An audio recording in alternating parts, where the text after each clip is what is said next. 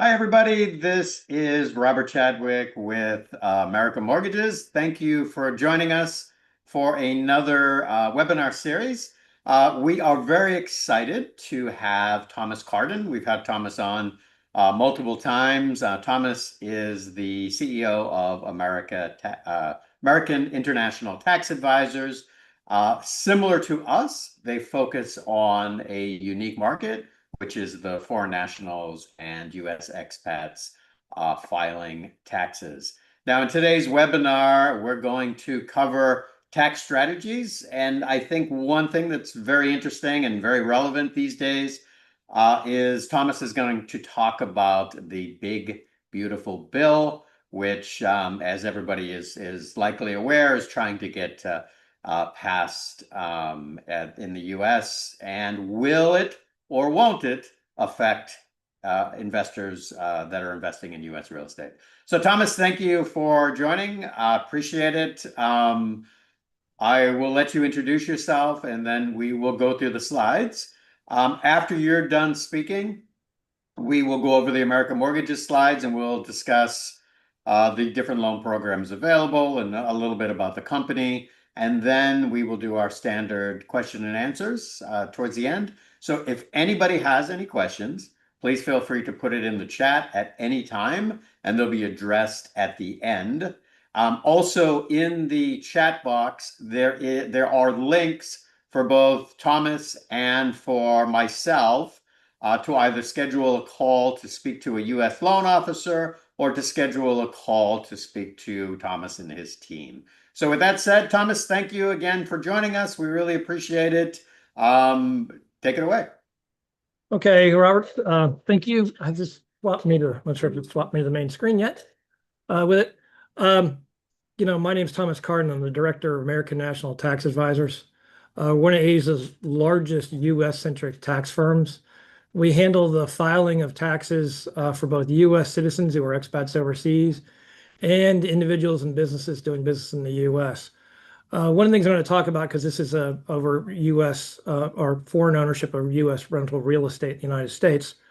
I've been doing this business about 30 years. Next year will actually be my 30th year doing U.S. taxes. Over the years, I've seen tens of thousands of people do this. There has never been a more steady way to build wealth that I have seen outside of rental real estate.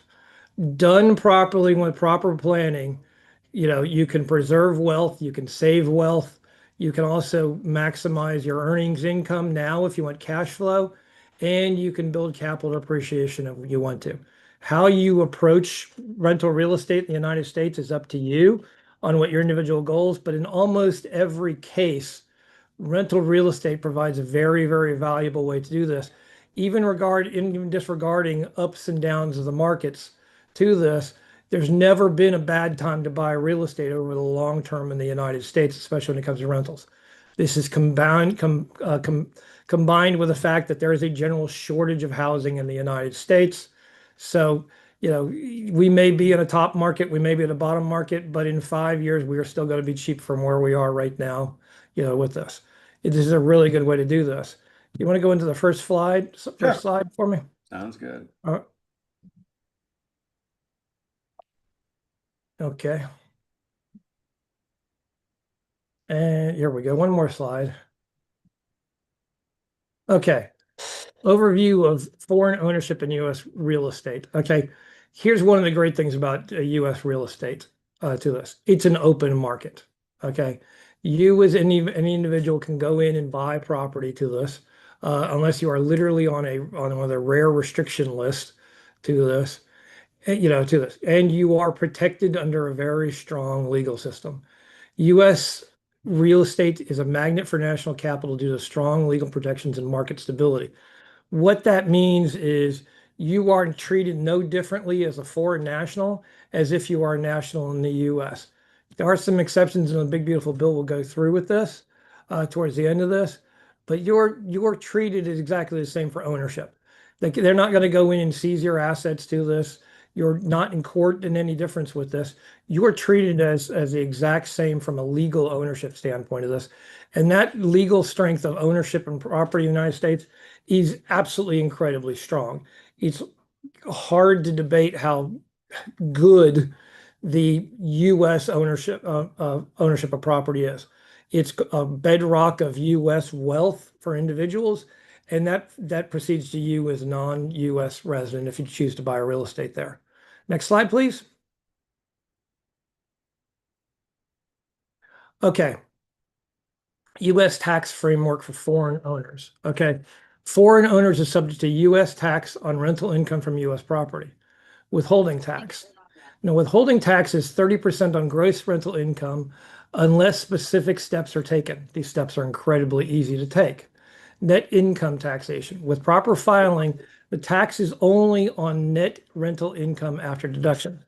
Okay, now that's a very, very important thing on this and why you want to file U.S. tax returns when you own U.S. rental property, even if you're not resident in the United States. Now, if you're not resident in the United States, you're only taxed on the rental income to this. But I always use the term, and Robert will know this term very, very well. You can be cash flow positive in rental property in the United States and tax flow negative. That's because there's a lot of tax incentives for owning rental real estate in the United States. And one of the biggest expenses is depreciation. We're going to go through a lot more in detail on that. But for a majority of the years that you would own rental real estate, I mean, the mass majority of years, you should owe no U.S. tax on the rental real estate as long as you don't sell the property to this. So we'll go into the next slide on this one. Robert? Key tax deduction for foreign owners. Okay, common deductions. Mortgage interest. Okay, property management fees, repairs, advertising, cleaning, and more. Now, here's the biggest one in this, depreciation. Significant annual deduction for wear and tear on the property to this. Now, what that means is when you buy a house or a condominium or even a commercial property, okay, while the land itself is not a depreciable expense to this, the actual buildings and infrastructure on that property are a depreciable expense. Now, what that means is each and every year you are going to get a percentage of about 1/25th of the property to this as an expense, because the idea of that is that building and the assets on it will actually decrease in value. In reality, they almost never do to this, but each and every year you get an expense of this. Now, the actual depreciation schedule is over 27 and a half years, and it's a straight line. I'm going to use a little bit easier, more math for you. Okay, let's say it's a 25-year depreciation cycle, which means that each year you get 4% off of the value of the buildings and the assets when you buy it as a depreciation. Now, that generally, with a yield term of about 8 to 9% of rental yields in most places, that's going to wipe out about 50% of your profits from a tax standpoint each year to it. This is the reason why, with smart planning, you can get a nice cash flow income out of U.S. rental real estate and be tax flow negative to this with it. So the entire incentive of the U.S. tax system in the United States is to incentivize you to own rental real estate in the United States with this. It's one of the very few things other than farming income that you can get really, really positive tax implications on. Okay. And again, the second part of that is many or most foreign owners will pay little or no U.S. tax when deductions are applied, but yet you can still get a nice cash flow income to this should you choose to get cash flow out of this. Next slide. Okay, now reducing or limiting withholding tax. Okay, the first key to this is file a U.S. tax return with this. Okay, if you're filing a U.S. tax return, that gross tax at 30% goes away to this. You're now doing net income tax. Okay, the second step on this is in order to file a tax return is you'll need what's called an item number. Now that's an application you would actually fill out generally with your first tax return. We actually do that. We're a certified acceptance agent, so we can get you a tax ID number and then submit a form W-8 ECI that allows you to get that tax ID number. Those two combinations allow you to avoid the withholding on 30% gross and just deal with your net tax issues to it.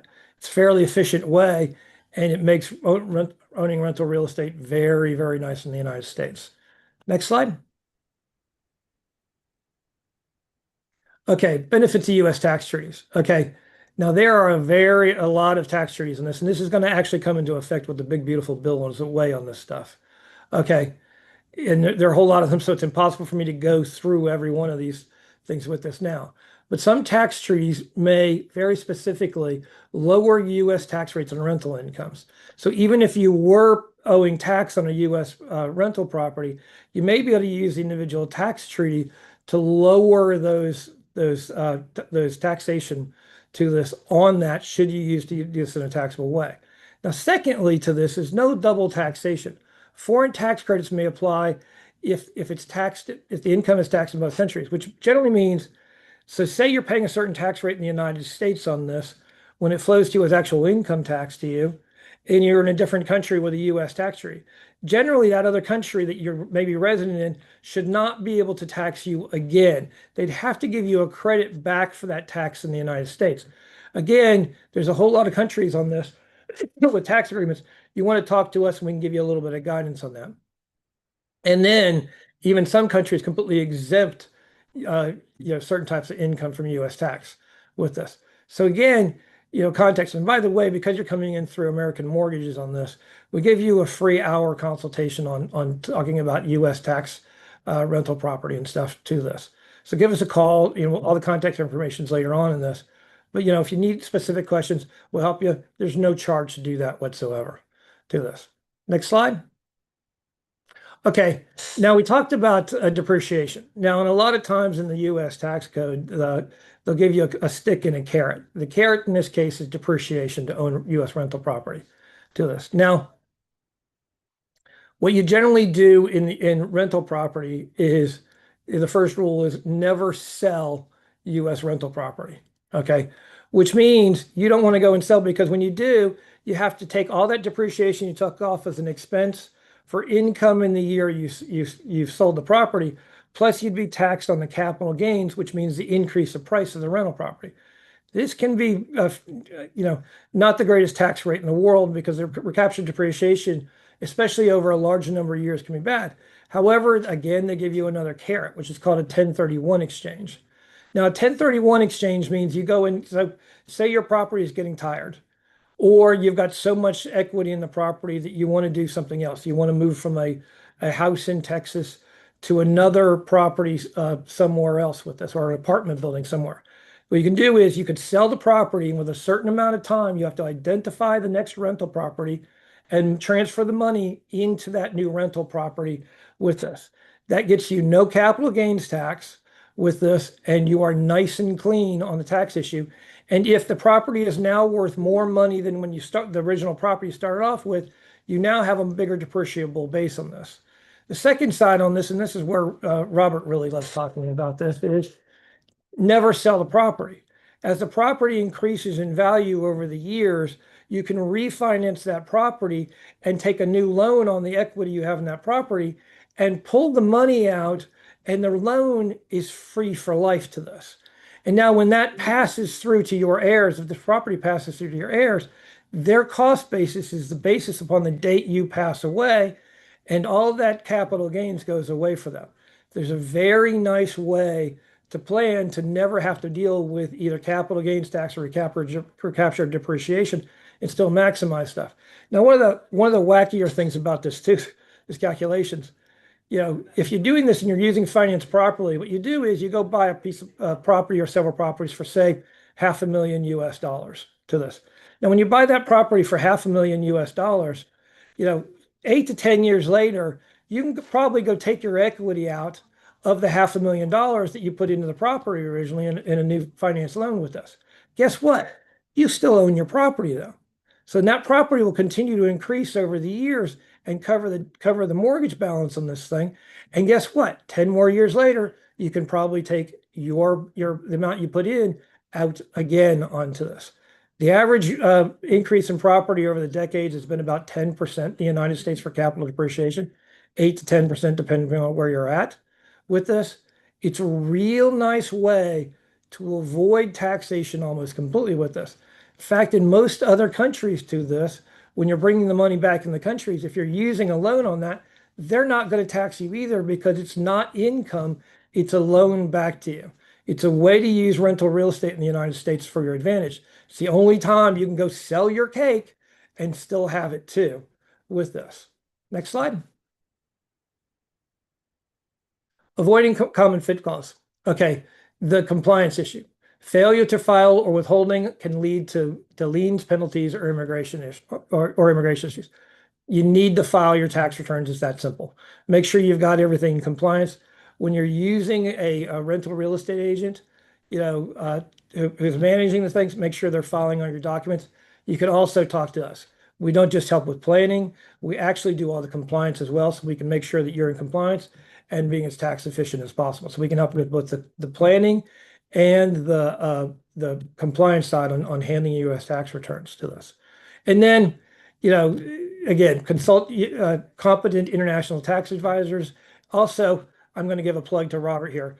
Robert solved and American Mortgage solved a lot of issues we had for our clients dealing with the U.S. rental real estate to this. Financing when you're living overseas, even as an American, is difficult. When you're not an American, it was almost impossible. However, Robert gives you and American Mortgages gives you a lot of access into those mortgages, which are a very tax advantage, smart way to deal with your property to this. And I'm going to give you one example on how this begins to magnify things. Okay, we've already talked about expenses. Mortgage interest is an expense to this, and to this. So now what you do is when you have that $500,000, you could go into the U.S. in most cities in the U.S. and buy one rental property for $500,000 with this. Now, that is not the smartest way to do this because you don't have the rental expense on the mortgage with this to this. Now, what you want to do though is if you buy 5 properties to this, you can do that with the same property. So say you buy $2.5 million worth of real estate using that $500,000. Now, here's the good thing about doing the strategy. The mortgage should be paid off by the rental income yields on these properties. Your expenses should be equal to that, or with the depreciation, you should owe no tax on that. But instead of having a gain on $500,000 at 8 to 10%, you're now having a gain on $2.5 million at 8 to 10%. Your gains over a period of time on capital appreciation massively outweigh your tax issues. And again, in just several more years, you go in and refinance or you identify other properties and you can use this. In fact, and here's another strength of this. It would cost you nothing when that has doubled in value in the price of what you've put into your initial down payment on this to pull that money out other than some small origination fees and interest on it to then go and buy another property to this. So say you bought that $2.5 million worth of property in 5 to 8 years, possibly 10, you can refinance and guess what? Buy 4 or 5 more properties in this. Your tax advantage on using your debt properly when you're dealing with U.S. rental real estate to this. The incentives are there in every way. Next slide. Proposed tax rental changes in remittance tax. Okay. We're going to go through several of these things with this. Okay. There is supposedly a new excise tax, 3.5% on international money transfers. It's back and forth on whether it's 5% with this. Okay. Now, that sounds horrible when you're taking money out of the U.S. Okay. But what they've come to, and right now, to give you examples of this, the U.S., the House has passed this in the United States. There's 3 more steps on this. The Senate has to pass their version of the bill. Then it goes to a committee that equalizes the bill. Then both houses have to pass that again, and then it has to be signed by the president. Right now, we're only at the earliest step of this. Now, here's the good news about this. Okay, because you're going to hear a lot of terror stuff on this remittance basis.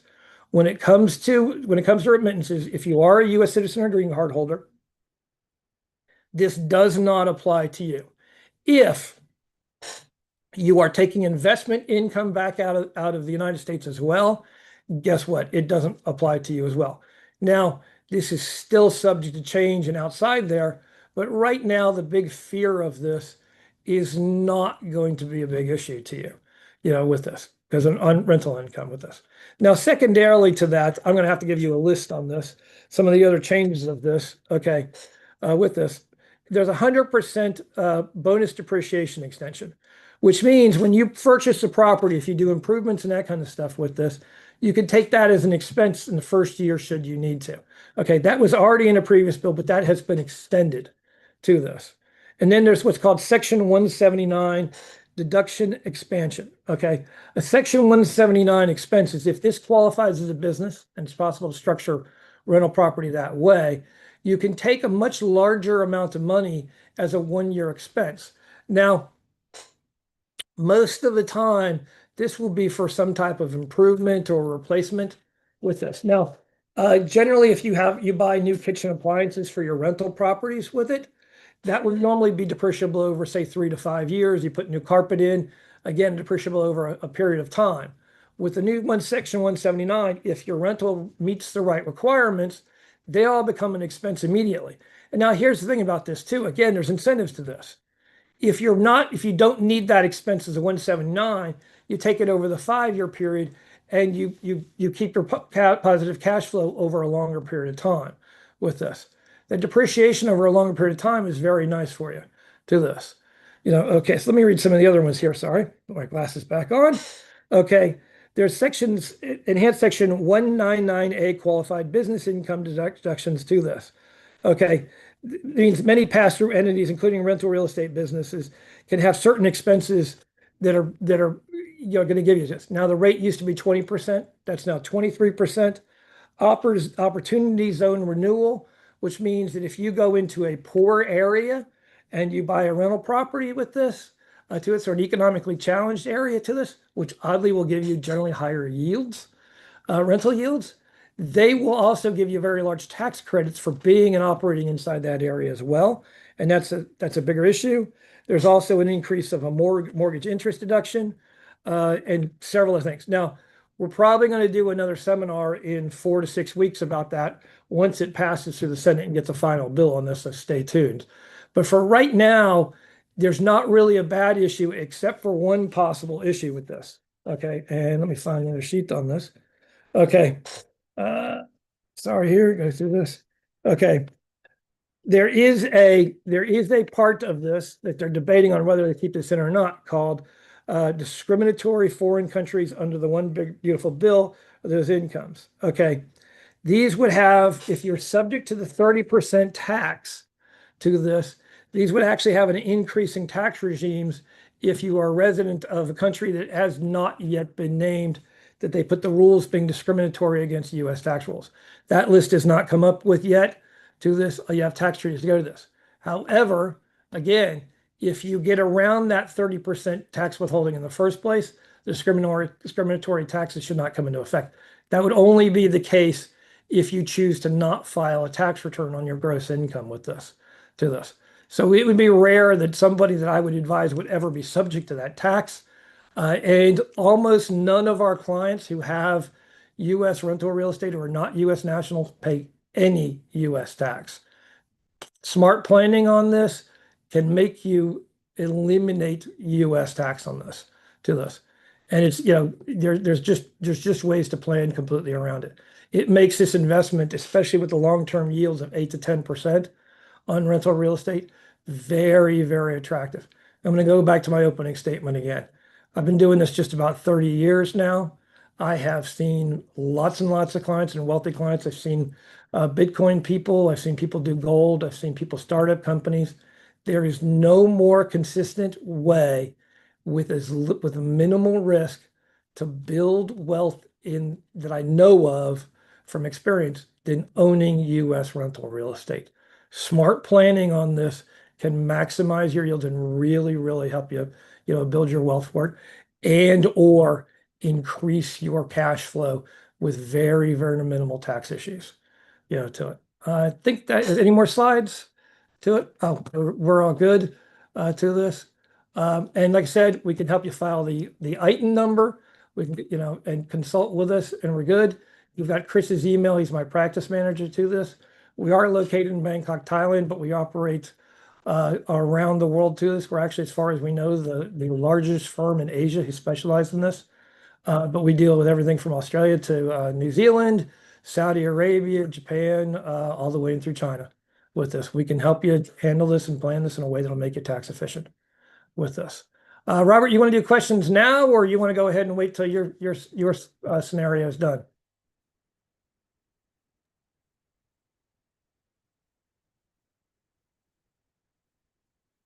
You're on mute, Okay. Robert. Yeah, so we'll do the questions and answers at the end. Thomas, thank you very much. I know, especially when it came to the big beautiful bill, or what's supposed to be passed as that, there was a lot of concern and a lot of questions, but Yeah. it seems like, from my understanding anyway, that it really won't affect anybody negatively.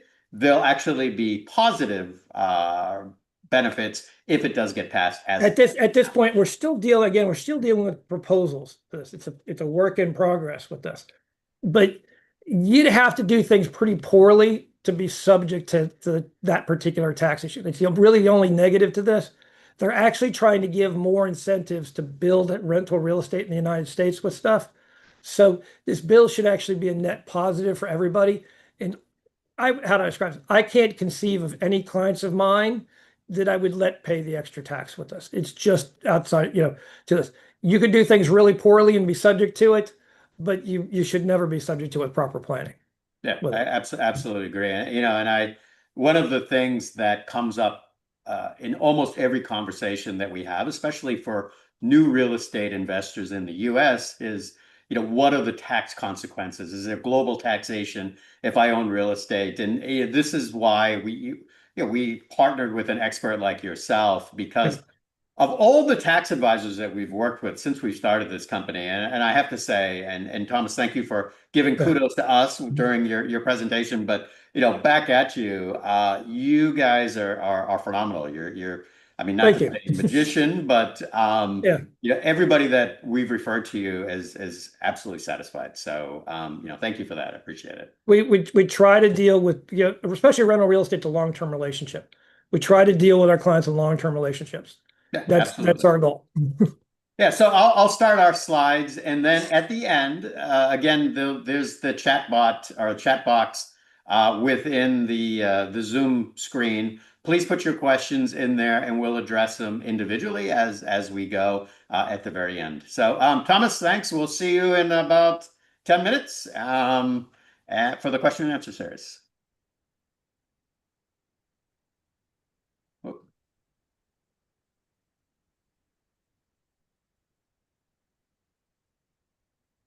Okay.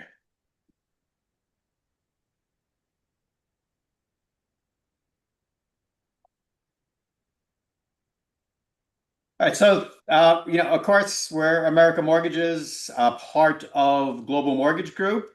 We focus only on providing U.S. mortgage financing for non-U.S. residents. That's both foreign nationals, so people without a U.S. passport, and U.S. expats. So a general overview of the American Mortgages loan programs. We are able to do purchase loans, refinance loans, and cash out or equity release.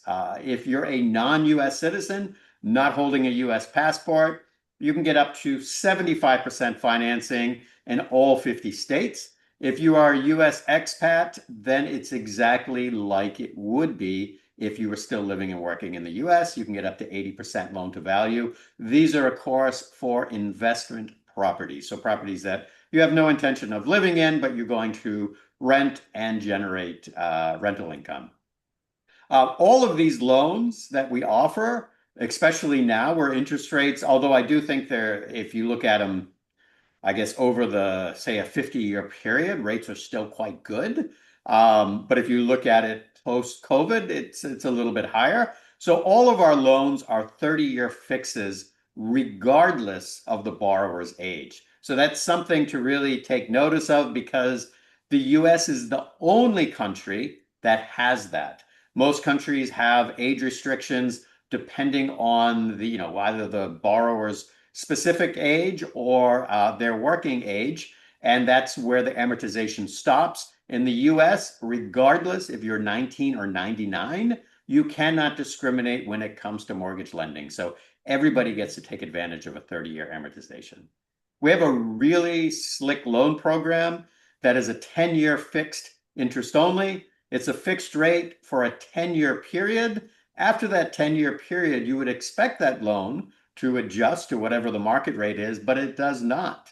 That rate stays the same, but now you're paying principal and interest for another 20 years. It is a perfect way to maximize your rental returns.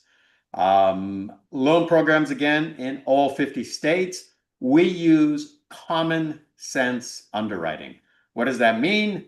Well, we qualify the properties, if you're buying an investment property, only on the rental income of the property. So if you're going to buy a building, of course, you're not going to qualify off of your personal income. You're going to qualify on the cash flow of that building. And that's how we look at rental properties. From 1 to 4 units, you can get up to, again, if you're a foreign national, up to 75%, as long as the rents will cover the taxes, insurance, and any HOA association fees, then the loan qualifies. Super slick program. In the event that, say, the cash flow of the property does not qualify, we allow foreign earned income. And that is both for foreign nationals and for US expats. So, of course, non-US citizens living overseas, US citizens also living abroad, we have all of these programs available. No US credit is required for foreign nationals.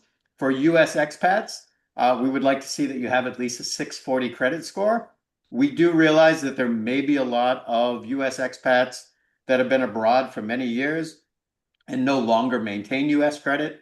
Perfectly fine. We will treat you as a foreign national. The benefit of that is once you do reestablish credit, then you can refinance out at maybe a higher loan to value or even maybe a slightly better rate because you are a US citizen with credit. So we have a mortgage portal that allows you to securely apply for a loan, send all your documents in encrypted format. Once we receive that, it takes us about 24 to 72 hours to issue you a loan approval. Once you have that loan approval, you can actually go out shopping. So we issue you a letter. Once you find a property that you want, you contact that realtor, you submit the letter along with that offer, and that shows that you've already gone through the financing process. On average, it takes us about 30 to 45 days to close a loan. You can open and close your entire loan without ever having to travel to the US. So we have a variety of ways to close your loan, to take your application on the portal, and to be able to do the entire transaction without having to travel. One of the things that we are absolutely proud of is 97% of our loan applications are approved. Now, we are a direct lender, but we are also a broker, which allows us to be able to normally find you the best rates and the best terms available. And I think what makes us also very unique, and there was a review that came in yesterday from a client. Because 100% of our clients are clients just like you, this is all we do. This isn't like a side business. This is 100% of our business. We know exactly what it takes to get a loan from application to closing for a non-US resident. We had a client that he was in the process of doing a loan, going with a broker in the US that thought he knew what foreign national lending was. They got to the third week, 1 week before closing, and they canceled and turned down his loan.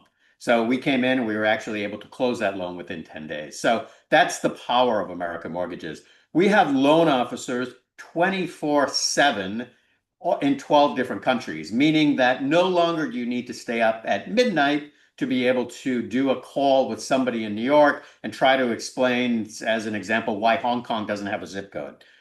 We understand this. This is all we do. Multiple languages, not an issue. So we'll go through the loan programs, should probably take 5 to 10 minutes. And then again, we will have the questions and answer. Within the chat, you do have the link to set a call with a loan officer based on your timing, and also schedule an appointment with Thomas. So this is by far our most popular rental program. And this is the one that I was referring to in the very beginning, where we do not require you to provide personal income. Now, certainly when you hear that, you think, it sounds a little bit off, but actually, if you think about it, it is purely common sense underwriting. If the property can qualify and be able to service the debt, the loan should qualify. We have these loan programs that go as low as $100,000, all the way up to 3 million for our own lending purposes. If it's above 3 million, we have options as a broker. Now, the way this works, if you look at the bottom of the slide, and to make it simple, as long as the rental income, and we get this number, not arbitrary, it's a number that we either get from an existing rental agreement, or we get it from the valuation or the appraisal once ordered. We order a supplement to that, and it gives us an average of rent. That is the amount that we use to qualify. So as long as it qualifies on a one-to-one basis, then the loan works. Say, for example, it does not qualify. It does not mean that the loan is not approved. What it means is maybe you just have to come in with a little bit more money, or maybe you just have to switch to an income loan. So if you are a US expat, super popular program, as most US expats have probably experienced applying for a loan. If you go to the standard local American banks, as soon as they find out that you have foreign earned income, it's pretty much a no-go. And this is what happened to that particular client. What makes us unique? The issues that you would have with a US bank, foreign earned income, no W-2, etc., that is not an issue with us. Again, 100% of our clients are clients just like you. So our loan programs are absolutely specific for this. So you do have to provide 2 years of tax returns. Absolutely perfectly fine. You still need to maintain US credit, but you do not need to have a W-2, and foreign earned income and foreign bank accounts are absolutely allowed. So on this loan program, the minimum loan amount is $150,000 with a maximum loan to value of 80%. This works off of a debt to income ratio. The debt to income ratio for this program is 43%. It's based on being able to service your debt in the country that you're living in, and also be able to service the debt if it's a non-rental property in the US. If it's a rental property, it normally should offset itself.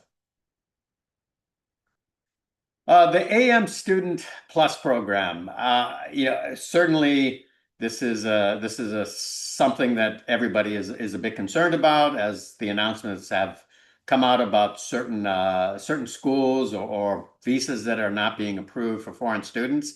Although my personal opinion is I think this will blow off before school starts. But if you do have a child that is attending a school in the US and you want to be able to buy a property, this qualifies as a loan program that we look at based on the cash flow of the property. Now, even though your child is living there, this loan will qualify based on what would be the rental income of the property. So very similar to the AM rental coverage loan. It's a very slick, easy program. The minimum loan amount on this is a little bit higher than our average. It's $150,000, but it also, again, works on a one-to-one basis with the rental income.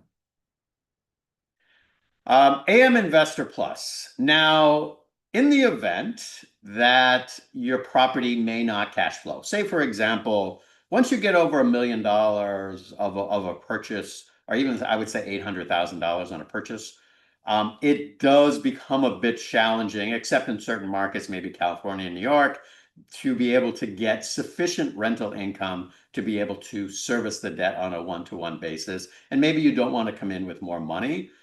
We have a loan program that allows you to qualify using your foreign income, but without using your foreign tax returns. As you can imagine, we're doing loans all the way from Stockholm to Sydney to Singapore. If we were to use tax returns, it would become very, very difficult.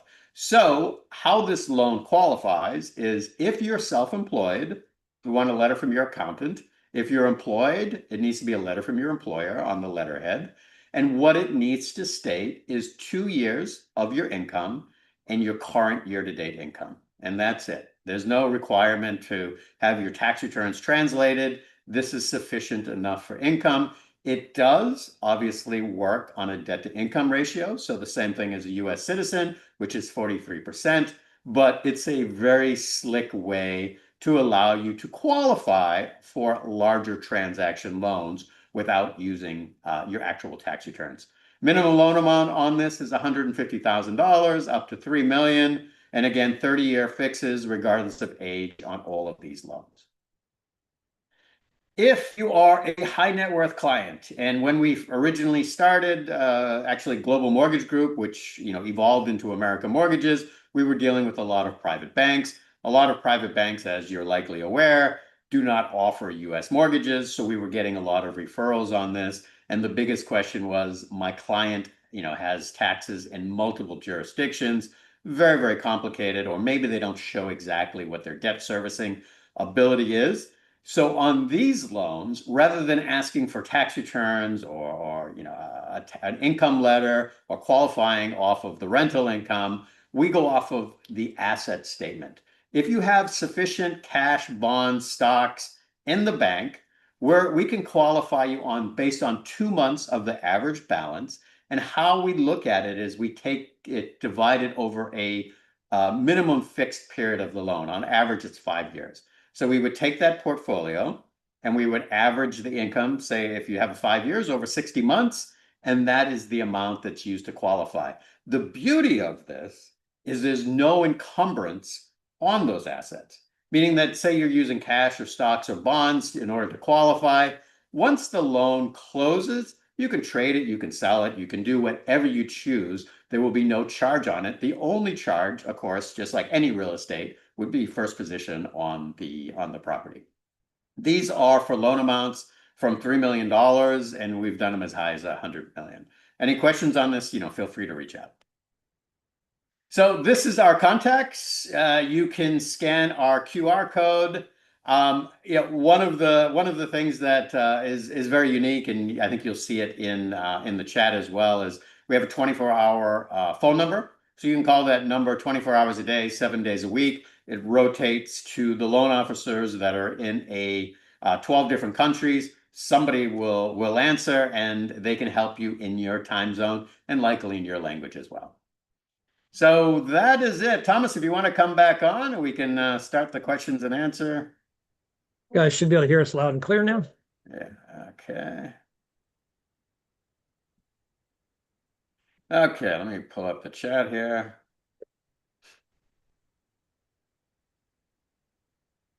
Okay, so what I'll do is I will go through these questions. If it's pertaining to you, I'll ask you to answer. If it's pertaining to me, then I'll take it. So, first question: are some states better for rental property than others?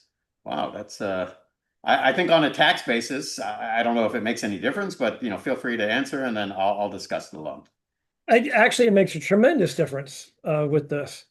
It's interesting that you mentioned New York and California. They have amongst the highest individual tax rates to us, as well as the lowest, as the most regulations against taxations. And, to they also have the most disallowance of potential deductions as well. Now, there are states that have no income tax, even you should get in a taxable situation on this stuff. Two of the most favorites are Florida and Texas to this. And I'm a Florida native with this, and Florida's a wonderful state with this, but there's some insurance issues. So honestly, me particular, I'm looking at two states. The other is Nevada. So when I'm looking at rental real estate for myself, I'm looking in the San Antonio area where your head office is, and around Las Vegas, Nevada as well. Both have very large migration patterns into them and very positive tax implications on them as well. So those are the two states I prefer. Yeah, well, I mean, a great answer, and I should have thought of that before I said it doesn't make a difference. But Yeah, when it comes to lending, it doesn't make a difference to us because yeah. we can lend in all 50 states. There are certain states that maybe, there's certain restrictions on how you lend, but absolutely, it doesn't matter to us. But You may, if you're considering which area to buy in or which properties to buy in, you may actually want to, reach out to Thomas first and get an idea on the taxes. So, okay, next question. What happens if I want to sell my property? I'm assuming that is a tax question. Yeah, that comes into the earlier question on this. And I mean, and it is possible to sell the property to this. You're not going to have the greatest tax situation. You'll lose a fair amount of your gains if you do go to sell this in a straight up way to do this. From a tax wonk standpoint, the way to do this is that if you're looking at taking your initial equity out or even more equity that you built up over the years, the best way to do this is to call Robert up and actually just refinance the property, take the equity back out of your initial investment and plus gains to this, and you still own the property for continue to appreciate over the future years with us. By then, and this is the other side of this too. Rents increase year by year by year in the United States. As property values go up, rents increase as well. You're going to find very few investments that you can sell the investment for your initial thing on, take the money back out of it using a note, and yet your dividends, i.e., the rents, continue to increase year by year by year.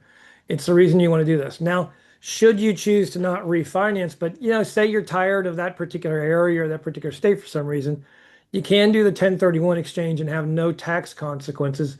It's just a matter of steps to go in and properly identify the new property. The money taken out of the first sale has to go into escrow and go into the new sale straight, but it's possible to do that as well with it. So, you can. Selling's not the greatest aspect, the way to do this from a tax efficiency standpoint, but there's ways to take your money out and help yourself as well, to this.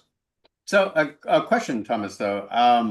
When you have depreciation and you're taking the depreciation over a period of time, with proper tax planning, and I know you Yeah.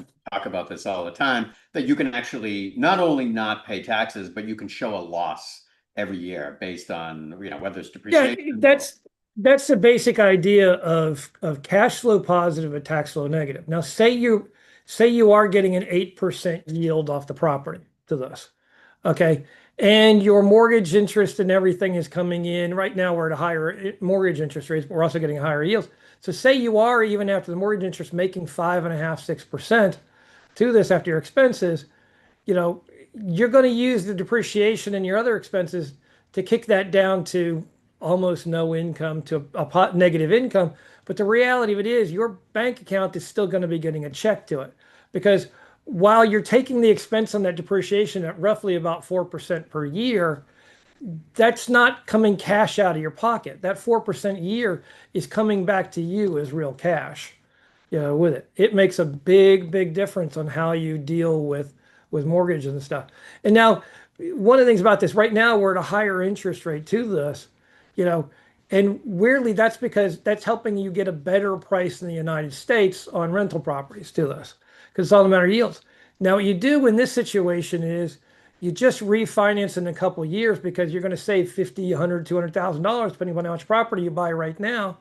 If you refinance in a couple of years, your interest rates goes down, your cash flow gets even better to this. Planning makes all the difference in how you do this with it. It makes yeah. it, again, cash flow positive.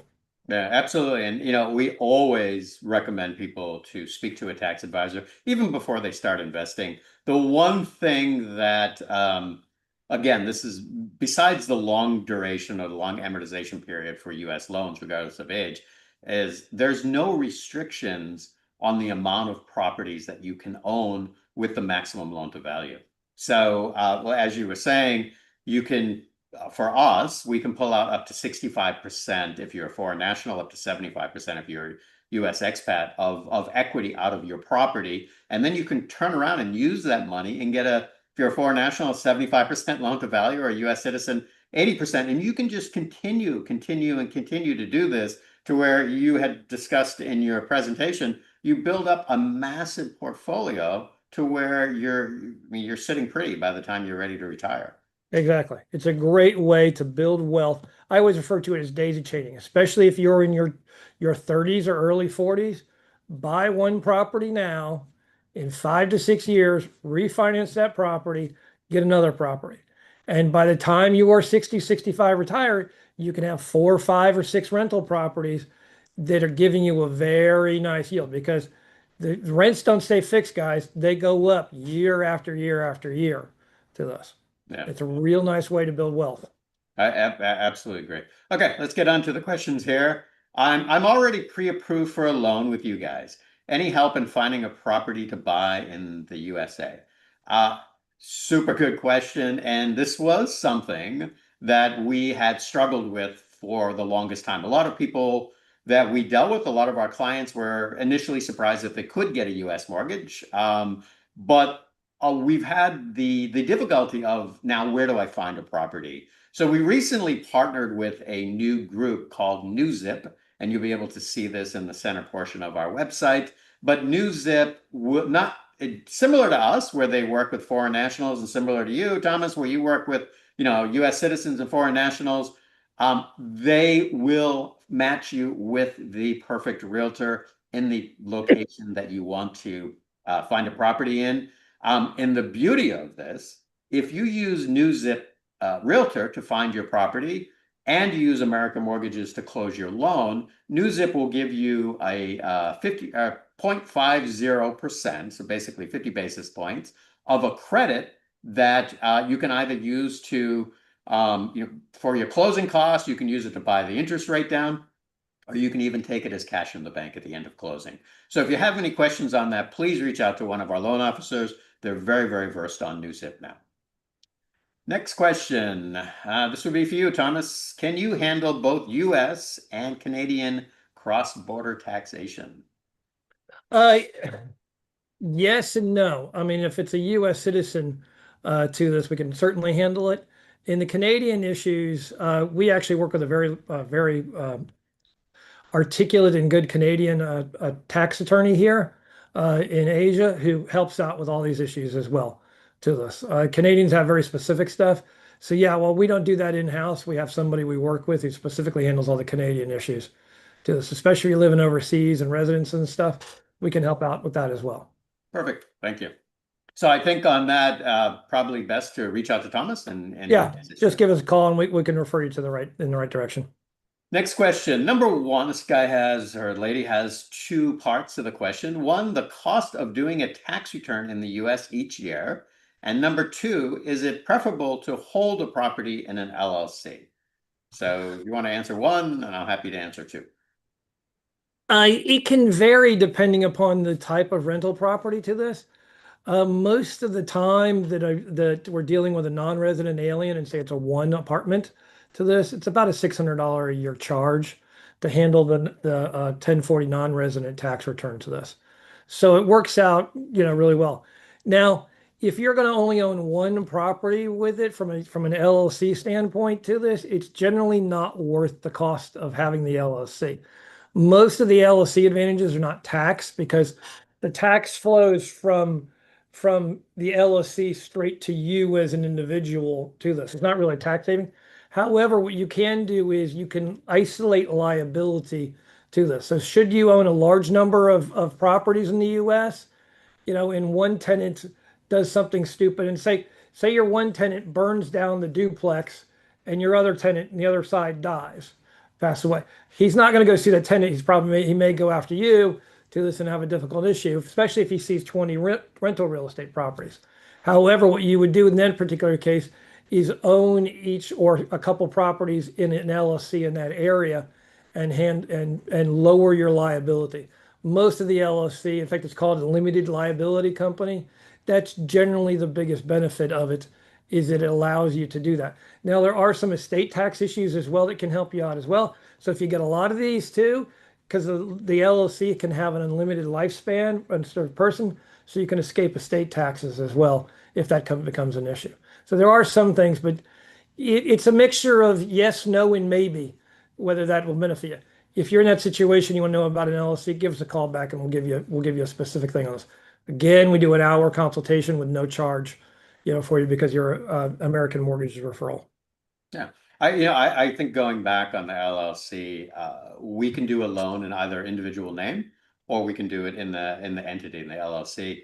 And I think a lot of people, like you said, besides the various tax advantages, but people put it in an LLC to protect their personal wealth. If you get sued, Exactly. you're only suing that LLC. You're not going above it. So. Yeah. Next question. What do you think of Houston multifamily rentals and San Antonio multifamily rentals? I have 1 million Canadian liquid as a down payment. What's the most that I can leverage to? Well, this would be for me.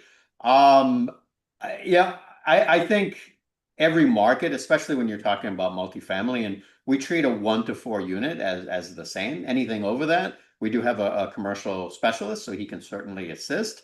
But as long as you're in the 1 to 4 unit and you're a Canadian, you should be able to get up to 75%, depending on, the purchase price of the property and the loan amount.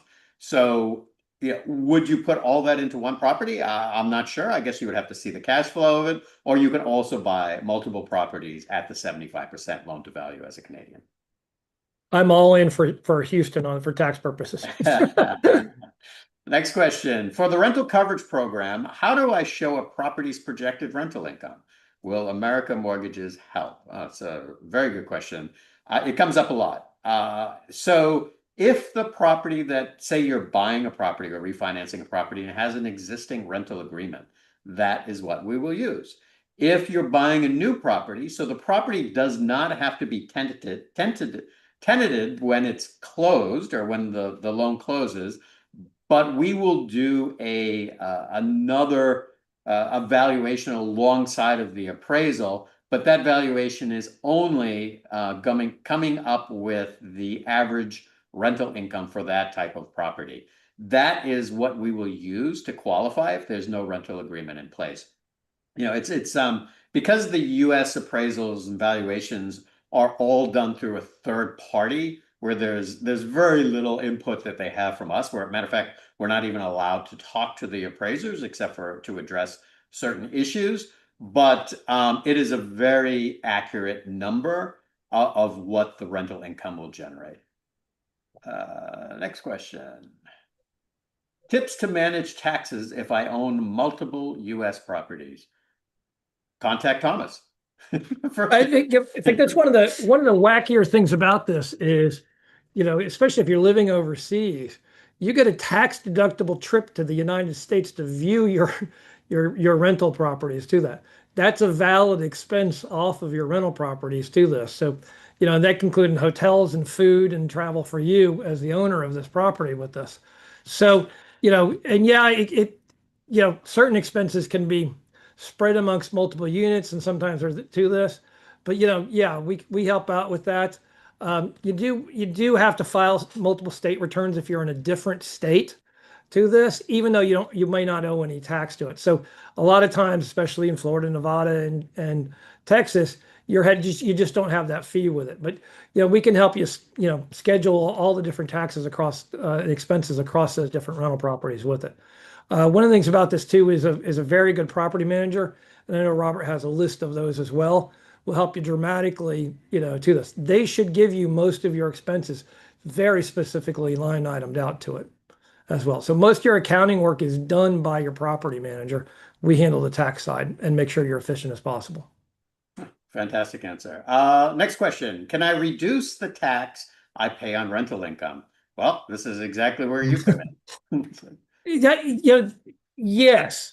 I mean, especially, with it, and we have this conversation inside the office on a regular basis. We do with rental properties, and we had a gentleman come in who they wanted to go buy a very expensive property in Boston to this, and very wealthy individual, rather famous individual, and we were like, you want to finance this property with this because your rental yield your depreciation is not going to cover your rental yield on this, but you can do this. And instead of coming up with $1,400,000, which was what this condominium cost, come up with the $400,000 off this thing. It's going to continue to grow year after year after year by net asset value to this, and let the rental yield, the rent itself, pay off the mortgage interest on stuff. Debt depreciation and all those things and other expenses are really the way to lower that taxation. And even up to this in saying, I'm going to go once a year and view my rental property as the owner of this. That's generally a deductible expense. So yeah, proper planning, give us a call and we can help you figure out the ways to lower to, negate your taxation issue. My favorite saying about owning rental property, cash flow positive, tax flow negative. Absolutely, and I've sort of picked up on that as over the years if you said this. Yeah. But I will say that all of the clients that we've had that have dealt with you have paid no income tax on Yeah. rental properties. So again, the proper tax planning, I think, especially there's this misunderstanding of taxes in the US. As soon as Yeah. somebody thinks taxes, oh my God, it's going to eat me alive. In the US, especially when it comes to real estate, it's the exact opposite, especially when you compare it to Australia or the UK, which is a nightmare when Yeah. it comes to taxes. Yep. Whoa. Oh, my camera just fell. Thomas, you Sorry about okay? it. I will turn the camera off though, so you're not looking at the floor, but all good. Okay, let me go to the next question. Hold on, let me go to a mortgage question while Thomas is recouping himself here. I'm still good with it. Just had to turn the camera off. Okay. All right. Next question. What happens to taxes when I sell my US property? Do I have to pay capital gains tax? Yeah, this is the ultimate reason why, other than cash flow positive, tax flow negative, the other rule is never sell U.S. rentals real estate. You will pay capital gains tax at 15, depending upon value, can even go up to about 20% now with the net investment tax issue to this. And you get subject to, remember that depreciation that's coming in at about 4% per year comes back to you at income when you sell the property with us. So yes, it's possible to do that, but if you've owned a property for say 25 years, and we have a lot of people who do this, almost everything you paid for the property originally comes back to you as income with this. Generally, you are far, far and ahead to refinance the property, take all the cash you want out of the property, do whatever else you want to, and continue to own the property, and or do a Section 1031 exchange where you buy the property, you sell that property, you identify another property, and there's no tax whatsoever when you do what's called a like-kind exchange with this. So smart planning should prevent you from having to go in and do that. In Yeah, other words, and I agree with you. I think when it comes to U.S. real estate investing, obviously listen to the experts, listen to us that again only focus on you know clients just like yourselves and also with Thomas. I think if you follow the expert advice, you're going to have an absolutely amazing experience owning U.S. real estate. Next question. Will owning a U.S. property in an LLC lower my taxes? Thomas? it's possible, but the benefits of an LLC are generally not tax savings. They're other than possibly estate tax, if you pass away with it. Most of the time, it's a liability issue of making sure your tenants cannot potentially go after any assets you have anywhere to this. Now, if your assets are generally outside the United States, the U.S. court can't attach them anyway with this, although there are exceptions to just about everything with this. But most of the time, the LLC is really done as a way to isolate liability, not a tax savings in the U.S. Okay. Next question, and this would be for me. I'm self-employed in Dubai. What documents do I need to get started with a mortgage in the US? Well, if you're buying a property as an investment property with no intention of living in it, then it's quite a simple process. You need to do the loan application, which is done on a portal. Very simple. You're just answering questions, and the application is filling in the information as you go. You're going to provide your passport. You're going to provide 2 months of bank statements. Foreign bank statements are perfectly fine. What we want to see on those bank statements is that you have the down payment and you can cover any costs that are associated with the purchase. And really, that is it. Once we have that, we'll run it through our underwriting, which obviously is quite simple, and we'll issue you a pre-approval letter. Next question. Can I apply for a mortgage jointly with my spouse if only one of us has income? Yeah, and well, there's two ways you can go. One, you can apply for the mortgage with your spouse if you choose, or you can just have the spouse on title. Either if you're buying it as an individual and not in an entity, then you could be the mortgage, the person on the mortgage, and then your wife could also be on the title of the property with you.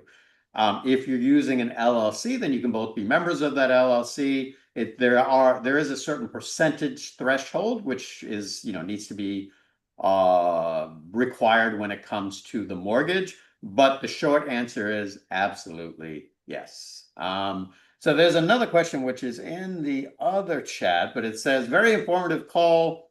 What about short-term rentals? Intending to buy a property in the US to periodically stay there, but rent it on a short-term basis. What I would do on that is we do have programs for like Airbnb. I would contact one of the loan officers and discuss exactly what you're looking to do, how much time you're willing to spend on it, and then we can structure a loan around that requirement.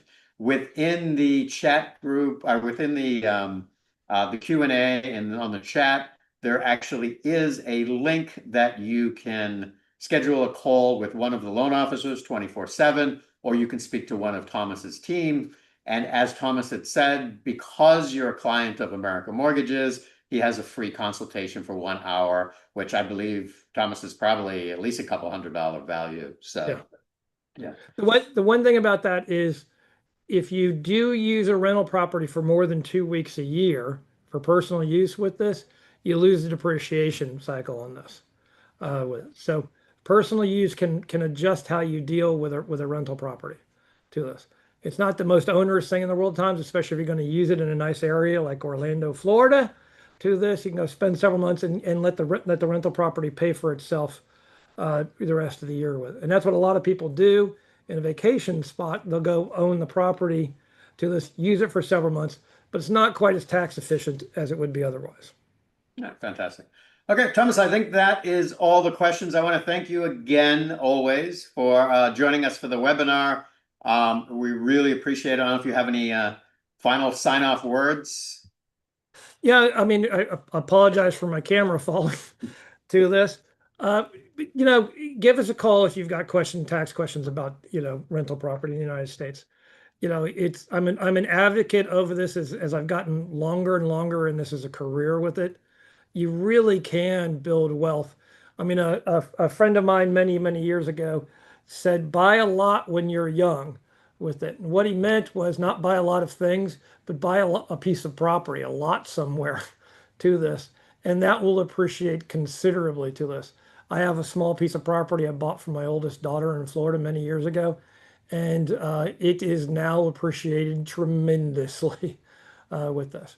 Rental property is even better because you can keep the income flowing and stuff, but you can make a lot of money in real estate and rental real estate in the United States. Yeah, too. Excellent. Well, I want to thank everybody, as always, for joining our webinars. There will be a recording of this sent out. So if you have missed something, it takes about a week to go through the production with our team, but it'll be sent out to everybody that has signed up or has joined the webinar, or people that maybe couldn't have made it. We have maybe 100 webinars that are on our website. So if you have any questions on US real estate related, you can go to our YouTube page and you'll be able to follow that on an ongoing basis as the webinars come out. The next webinar, and for that person that had asked about finding a property in the US, will be with one of our partners called NewZip, which will be a property matching service. So with that said, again, thank you, everybody. We really appreciate your business and your time on this webinar today. And we look forward to seeing you on the next webinar. Thomas, thank you again. Thank you very And much. everybody, good day or good night.